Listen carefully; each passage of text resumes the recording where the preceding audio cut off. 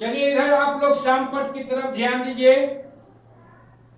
हम लोग पढ़ रहे थे कक्षा 8 विषय विज्ञान और अध्याय 6 जंतुओं में जनन या प्रजनन।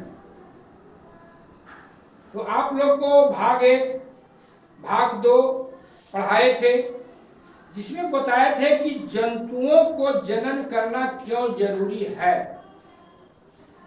और जनन नहीं होगा तो उस जीव का वंश समाप्त हो जाए।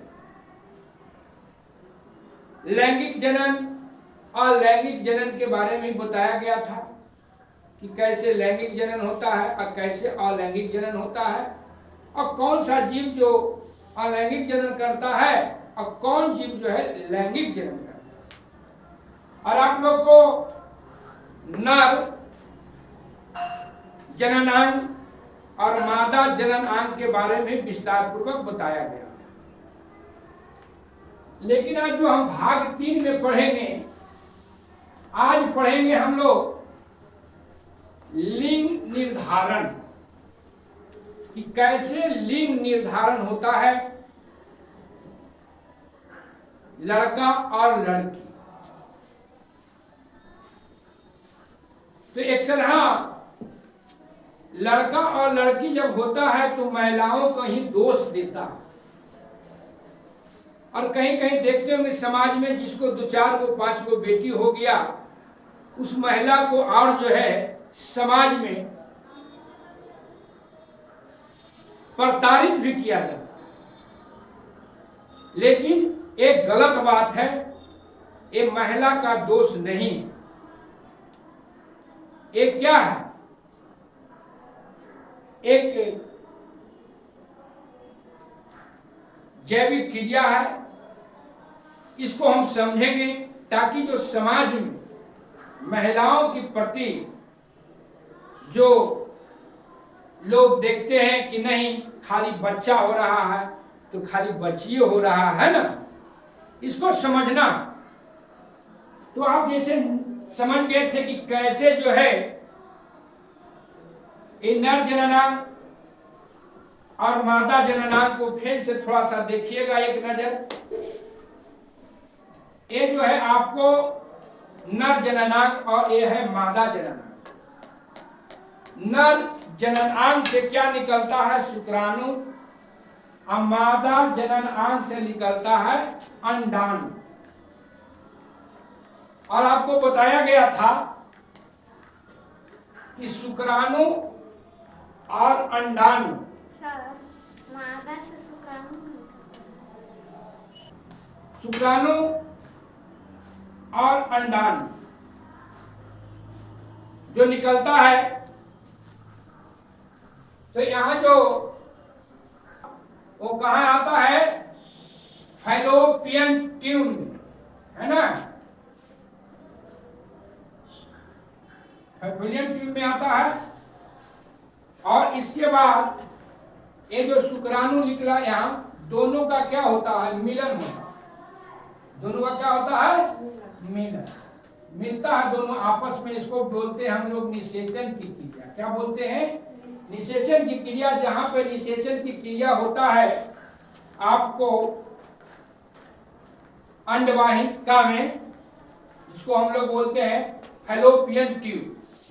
और यहीं पर क्या होता है? मिलन होता है। और यहाँ क्या बनाता है? जुग्मनज बनाता है। अंडाणु और शुक्राणु जब मिल गया तो जुग्मनज बनाता है, मतलब एक विकसित अंडा हो जाता है। और फिर अंडा जो है क्या है, यहाँ आके आपको गर्भाशय में स्थापित हो जाता है। लेकिन हमको जानना है लिंग निर्धारण। तो लिंग निर्धारण में क्या होता है? मनुष्य में जो होता है गुणसूत्रों की संख्या 23 जोड़ी होता है। 23 जोड़ी, 3 दूना 46। और ये दोनों में होता है, स्त्री और पुरुष दोनों। मानव में गुणसूत्रों की संख्या कितना होता है? 23 जोड़ी, 3 दूना 46। लेकिन इसमें जो होता है 22 जोड़ी जो होता है, 22 जोड़ी जो गुणसूत्र होता है, माने 22 गुना 44। ये दोनों जो होता है स्त्री और पुरुष में क्या होता है, एक समान होता है। स्त्री और पुरुष में एक समान 22 जोड़ी। उसका काम है रंग रूप आकार। जो बच्चा होता है उसका रंग रूप आकार को निर्धारित करता है। लेकिन जो एक जोड़ी है 23वां, एक जोड़ी जो गुणसूत्र है, मतलब 2 स्त्री में और 2 पुरुष में। तो जो पुरुष में होता है गुणसूत्र, उसमें होता है x और y। क्या होता है, x और y।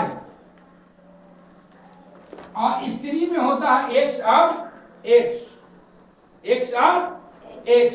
अब देखिए यहां, जब ये पुरुष का बाई गुणसूत्र, पुरुष का बाई गुणसूत्र है ना, x से मिल गया तो क्या हो जाएगा, पुरुष का बाई गुणसूत्र स्त्री के x गुणसूत्र से मिल जाएगा तो क्या हो जाएगा, लड़का होगा। क्या होगा, लड़का, है ना।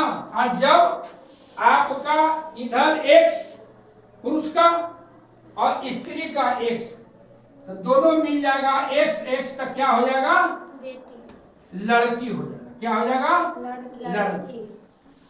अब देखिए, तो लिंग निर्धारण में पुरुष का प्राथमिकता है क्या, स्त्री का, पुरुष का प्राथमिकता है ना।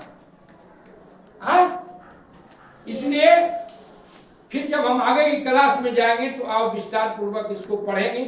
जब किशोरावस्था के चैप्टर में जाइएगा आप, तो उसमें फिर पढ़ना विस्तार से। तो आज इतना ही।